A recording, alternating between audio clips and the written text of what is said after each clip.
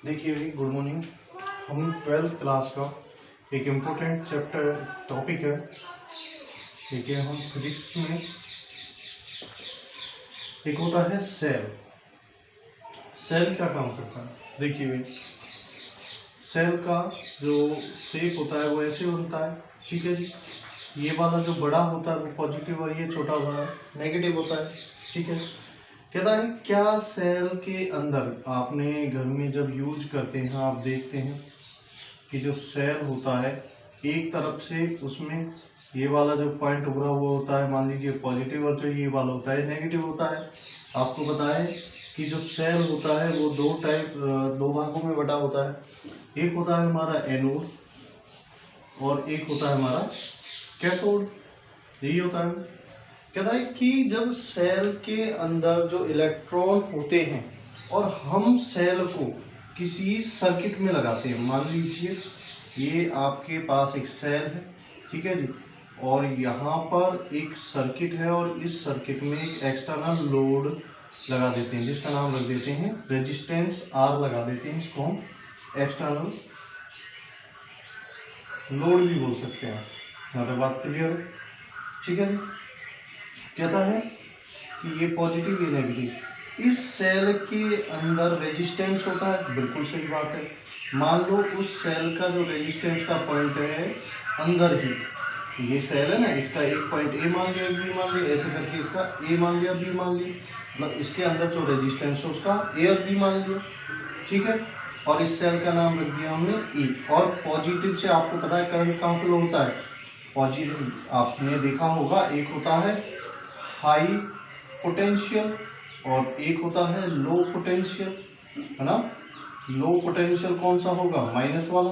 और high potential कौन सा होगा? प्लस वाला। तो ये जो प्लस वाला है यानी पॉजिटिव है, हाई पोटेंशियल, नेगेटिव आर क्या होगा? Low potential. देखिए, हाई पोटेंशियल से जब लो पोटेंशियल की तरफ करंट यहाँ से फ्लो हो रहा होगा तो करंट मान लीजिए हमने आई मान लिया, ठीक है। एक बात याद रखना, जब हम सेल नया खरीदते हैं, कोई न्यू सेल्स होता है, उसका जो रेजिस्टेंस होता है बहुत वेरी लो होता है स्टार्टिंग में।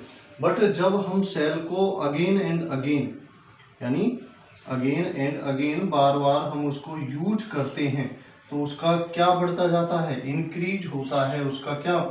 रेजिस्टेंस क्या इंक्रीज होता है? उसका रेजिस्टेंस इंक्रीज होता चला जाता है। अब बात करें हम एक पॉइंट ये सेल के अंदर का ए और ये सेल के अंदर का बी, और इसके अंदर मतलब रेजिस्टेंस होगा। तो मैं यहाँ पर अगर पोटेंशियल निकालूं, पोटेंशियल का मतलब क्या होता है? दो चीज़ों के बीच में डिफरेंस निकालना, दो पॉइंट के बीच में डिफरेंस निकालना। तो मैं इनके बीच का अगर मैं डिफरेंस निकालूं, पोटेंशियल निकालूं, तो कैसे निकालूंगा? बी ए बी, यानी ए पॉइंट से बी पॉइंट के बीच पोटेंशियल निकालूंगा। सेल कौन सा है? ई, सेल का नाम ई, और माइनस हो जाता है, आपको पता है रेजिस्टेंस का फॉर्मूला क्या होता है? वोल्टेज अपॉन में करंट। और पोटेंशियल मतलब वोल्टेज का मतलब पोटेंशियल का फॉर्मूला क्या होता है? रेजिस्टेंस मल्टीप्लाई में करंट, है ना, ठीक है जी। तो यहाँ पे क्या आ जाएगा आपका? आर मल्टीप्लाई में आई, क्योंकि यहाँ रेजिस्टेंस भी और करंट फ्लो भी हो रहा है। तो मैं लिख सकता हूँ ये जो रेजिस्टेंस है इसको मैं स्मॉल आर मान लेता हूँ, तो स्मॉल आर और आई। ये हमारा क्या निकल के आया? इस सेल के अंदर कितना पोटेंशियल है, कितना इसके अंदर पोटेंशियल है ए पॉइंट टू बी पॉइंट के लिए। हम ऐसे भी लिख सकते हैं इसको बी ए माइनस बी बी, यानी ये पॉइंट और ये पॉइंट जब हम माइनस करेंगे तो क्या निकल के आएगा? E minus are I.